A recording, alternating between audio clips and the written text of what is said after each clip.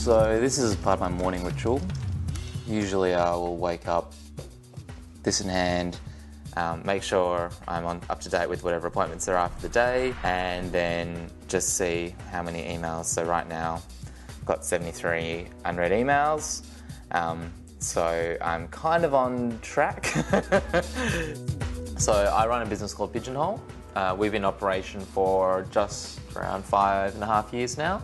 We started as a little shop and now I've got 5 stores. We're not like lofty design snobs, it's not really what we're about, but we're about having interesting, fun, quirky products that are accessible to a wide range of people. In the car with me is my lovely fashion manager, Crystal. Hey guys. We're on our way to a viewing. Basically a viewing is when you go see a brand and they have all their clothes out on display for you to choose from. Today we're going to see Stussy. Big international brand, but they have actually got Australian designers doing Stussy Australian range, and it's pretty good. It sells really well for us in our menswear store, which is in Northbridge. Done that? So basically we're going through the clothes, finding the ones that we like. These are going to arrive in July. Still going to be a bit cold, so maybe jumpers are okay. And then put them on this rack here. I guess how I've learnt how to do my buying, big process of trial and error, mostly lots of error. And I think the other thing is like doing a lot of travel. I guess the more you travel, the more you see in other stores, the more you see in other brands. And I guess from there you can kind of work out what is different, what is new, and what is exciting. Oh, hey Maxie, how's it going? We're trying to negotiate a lease, a short-term lease. They potentially are going to offer us something extremely good deal if I moved in tomorrow.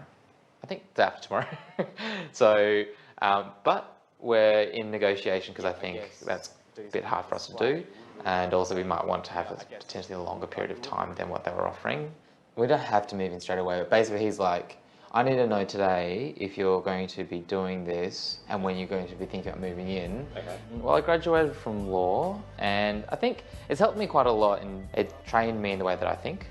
I've done all my leases by myself and most of the agreements that we've done, I've done by myself. The thing is, like, what we need to work out is, firstly, what is this agreement? Like, are we, are they wanting a profit share on this? So like, we'll say 3-month trial because it's not a big space. I think we need to heavily market this as well. I think staffing is the hardest part about business because you want to bring together a group of people that really love what they do. Finding those people is like a challenge in itself, and then they also have to get along really well with each other and they have to get along well with you. Yeah, overall it looks really good. Do you reckon, is there a way that we can have 4 images? Like, they're quite big, don't you think? Yeah, I've already emailed him and he hasn't replied. He hasn't replied? Yeah. When did you email him? Wednesday. Wednesday. It's Friday now. Harass him. Okay. Well, I started with nothing and no one, and then I grew very, very quickly. It's probably about 60 people within sort of a 5-year time frame. I guess that the challenge there is knowing what it means to be a boss, what that looks like. People are always going to have some sort of fear or dread or something about their boss in some way or other, and so there's that sort of, that reflecting to you when you have to sort of deal with that on a day-to-day basis, sort of upsetting people or dealing with their emotions or dealing with your own emotions. And I guess that's the hardest part for me.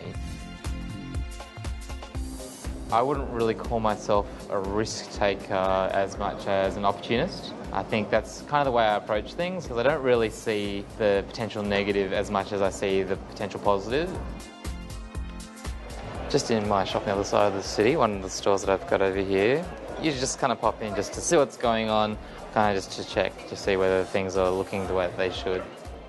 So I design a lot of the accessories in the store. I mean, it's fun to be creative and design stuff, but personally, I think my creativity is just as satisfied in opening a store and designing the layout of the store or doing an interesting window display or something like that.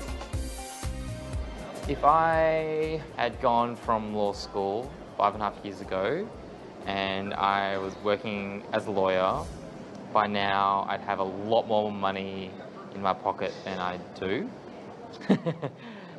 But I don't think I would be as happy as I am, and I don't know if I would be able to wake up every day and be excited or amped for work.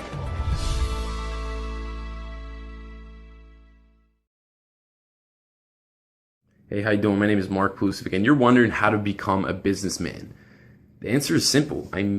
Read a lot, learn a lot. I mean, Warren Buffett said it himself. He said, it's good to learn from your mistakes. It's better to learn from other people's mistakes. There's no better way to learn from other people's mistakes than to read, than to seek out mentors, and to seek out people who are successful in what it is that you're doing and learn from their mistakes, learn from what they did wrong so you don't have to do the same thing. That's exactly what I do every day of my life. I read